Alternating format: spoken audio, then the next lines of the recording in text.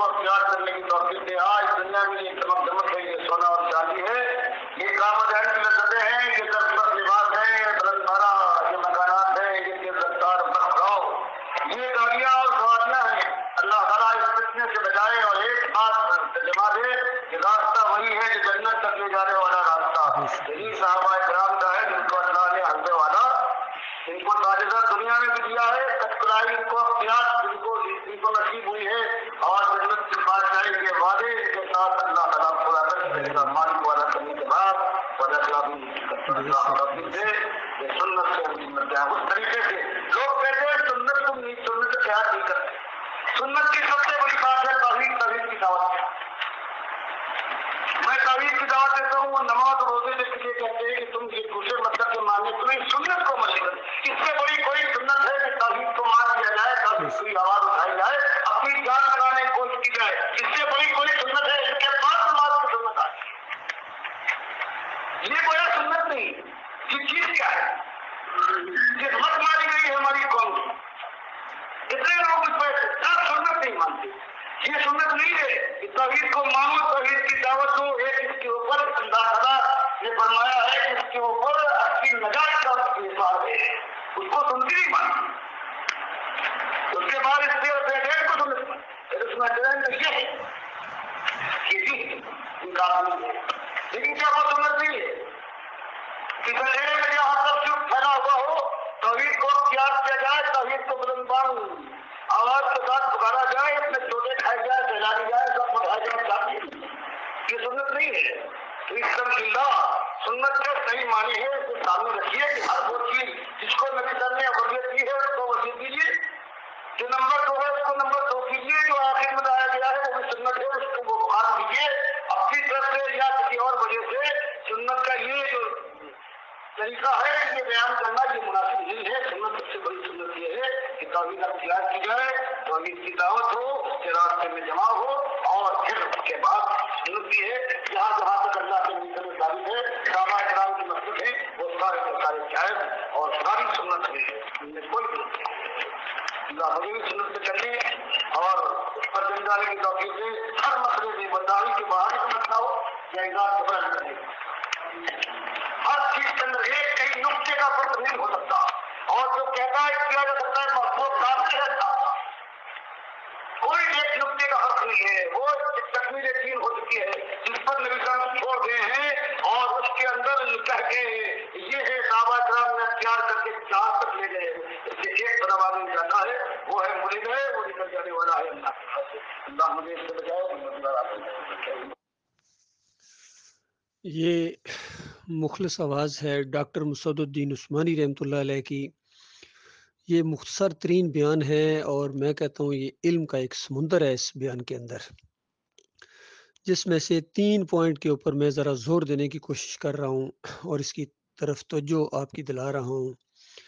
سب سے پہلی بات تو ڈاکٹر عثمانی رحمۃ اللہ علیہ کہہ رہے ہیں، دعا مانگ رہے ہیں اور ترغیب دے رہے ہیں کہ اللہ تعالی ہمیں صحابہ اکرام کے نقش قدم پر چلنے کی توفیق عطا فرمائے.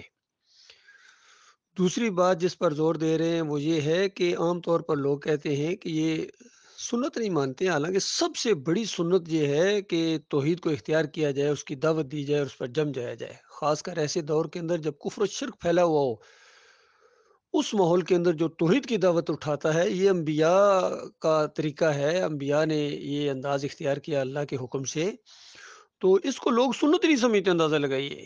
تو نبی علیہ السلام کی سب سے بڑی سنت یہ ہے کہ توحید کی دعوت دی جائے، رد شرک کیا جائے، کفر بالطاغوت کیا جائے، اور پھر اسی کی دعوت دی جائے، لوگوں کو اس کی طرف بلایا جائے اور مخالفتیں ہوں اس کو خندہ پیشانی کے ساتھ جو ہے برداشت کیا جائے اور جماؤ دکھایا جائے. یہ دوسری سنت ہے. پھر تیسری بات جس کے اوپر ڈاکٹر عثمانی رحمۃ اللہ علیہ زور دے رہے ہیں کہ دیکھو دین کی تکمیل ہو چکی ہے، اب جو ایک قدم آگے بڑھانے کی کوشش کرتا ہے دانستہ تو وہ ملحد ہے. ڈاکٹر صاحب کا فتویٰ یہ، یعنی جان بوجھ گویا وہ زیادہ سمجھدار سمجھتا ہے اپنے آپ کو اللہ سے اور اللہ کے رسول صلی اللہ علیہ وآلہ وسلم سے اور صحابہ کرام سے. تو ایسے لوگ جو ہیں یہ شیطانی روش پر ہیں. اصل دین یہ ہے کہ دین کے اختیار کیا جائے، جو چھوڑ کے گئے ہیں، جو انداز تھا نبی صلی اللہ علیہ وآلہ وسلم کا، صحابہ اکرام کا، قیامت تک کے لیے وہی دین ہے۔ اب نہ اس میں سے کوئی چیز نکالی جا سکتی ہے دانستہ، اور نہ اس میں ڈالی جا سکتی ہے۔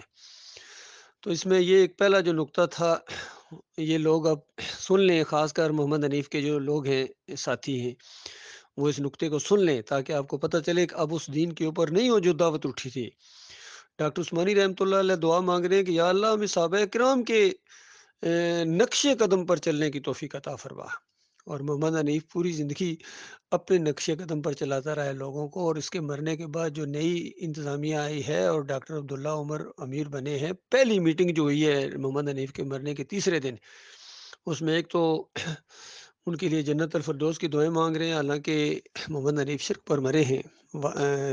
سجدہ تعظیمی کا شرک ان کی رگوں کا خون تھا، صوفیزم کی طرح۔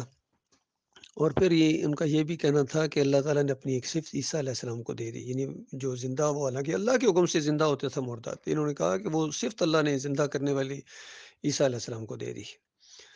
پھر کہتے ہیں جب انسان چاہے دوسرے انسان کو سجدہ کر سکتا ہے۔ پھر کہتے ہیں جب سورج چاند ستارے یوسف علیہ السلام کو سجدہ کر سکتے ہیں تو پھر انسان بھی انسان کو سجدہ کر سکتے ہیں۔ اندازہ لگائی ان کی اس طرح مت ماری گئی، حالانکہ وہاں جو خواب دکھایا گیا اس کی تعبیر ہے، یعقوب علیہ السلام نے اس کی تعبیر بتائی ہے 6 نمبر آیت کے اندر سورہ یوسف میں، اور وہ حرف بحرف سچی ثابت ہوئی، اور اس کے اوپر سارا خاندان اللہ کے سامنے سجدہ ریز ہو گیا، بے اختیار اللہ کے سامنے سجدہ کیا، سب نے کیا ہے، پورے خاندان نے کیا ہے۔ تو یہ جو وخر لہو سجدہ، یہ اللہ کو سجدہ تھا، شکر گزاری کا اس رحمتوں اور برکتوں کی وجہ سے جو اس خاندان کے اوپر اللہ تعالیٰ نے کی۔ اسی وجہ سے اس معاملے میں ڈاکٹر عثمانی رحمۃ اللہ علیہ کا یہ فتویٰ ہے کہ جس کا ایمان خراب ہوتا ہے وہ اس طرح تفسیر کرتا ہے کہ یوسف علیہ السلام کو سجدہ ہوا، تو محمد حنیف کا ایمان چونکہ خراب تھا، اور اس وقت انہوں نے اس طرح تفسیر کرنا شروع کر دی، اور پھر ڈنڈے کے زور سے انہوں نے منوایا ہے۔ جو بھی کوئی ان سے سوال پوچھتا تھا برائے اس کے کہ قرآن اور حدیث کا جواب دیتے یا قرآن و حدیث کی طرف رجوع کرتے، حالانکہ اللہ نے یہی طریقہ بتایا ہے کہ اگر اپنے امیر سے اختلاف ہو جائے اس اللہ اور اللہ کے رسول کی طرف پھیر دو۔ تو یہ نہیں پھرتے تھے، یہ ڈٹ کے کہتے ہیں میری تفسیر پڑھو، ہر ایک کو کہتے ہیں میری تفسیر پڑھو۔ بھائی تو آپ کی تفسیر کیا پڑھو؟ اس میں شرک آپ نے ڈالا ہے، ایمان کو شرک کے اندر بدلی کر دیا ہے، توحید کو جو ملوث کیا ہے اس کے اندر یہ شرک کا انجیکشن دیا ہے آپ نے۔ تو یہ آپ کا کارنامہ ہے، باقی سب کچھ تو ڈاکٹر عثمانی رحمۃ اللہ علیہ کی دعوت تھی جس پر شروع میں آپ چلتے رہے۔ آپ کا اپنا جو کارنامہ ہے، اپنا جو علم ہے وہ یہی ہے کہ مشرکانہ انداز اختیار کیا ہے۔ تو یہ اس نقطے کے اوپر میں آپ کو توجہ دلانا چاہتا ہوں کہ ڈاکٹر عثمانی رحمۃ اللہ علیہ اور ان کے ساتھی ہمیشہ دعائیں مانگتے ہیں، یا اللہ ہمیں صحابہ اکرام کے نقش قدم پر چلنے کی توفیق عطا فرما۔ اور محمد حنیف کے جو لوگ ہیں انہوں نے دعا مانگی ہے، اور باقاعدہ تحریری طور پر پوری مرکزہ شورا کے دستخط ہیں، اور سب کی طرف سے یہ ہے کہ دعائیں مانگتے ہیں کہ یا اللہ، کہتے ہیں ہمیں محمد حنیف کے نقش قدم پر چلنے کی توفیق عطا فرما۔ بتاؤ کتنا فرق ہے اللہ کے بندو ہمارے عقیدے میں اور ان کے عقیدے میں۔ تو یہ اگر اب کہیں کہ ہم ڈاکٹر عثمانی کے ساتھی ہیں تو یہ بالکل ان کی زیادتی ہے، ظلم ہے، اور بالکل جھوٹ ہے، فریب ہے۔ ان کے فریب میں نہ ہو اللہ کے بندو، بلکہ ان کو بھی ہمارا کہنا یہ ہے کہ محمد حنیف کے راستے پر نہ چلو، صحابہ اکرام کے راستے پر چلو، نبی علیہ السلام کی سنت کو اختیار کرو۔ سب سے بڑی سنت یہ ہے توحید کی دعوت دی جائے، رد شرک کیا جائے۔ تم نے شرک کو اپنا لیا، مشرکین مکہ کی سنت کو تم نے اپنا لیا، تو یہ بہت بڑا ظلم ہوا ہے بھائی۔ اللہ تعالیٰ ہمیں اس چیز سے بچائے اور ہم بالکل اسی طرح سیدھے رہیں ایمان خالص کے اوپر، نبی علیہ السلام کا طریقہ، صحابہ اکرام کا طریقہ، یہ ہے طریقہ صحیح دین کا۔ اللہ تعالیٰ اسی کے اوپر قائم رکھے مالک۔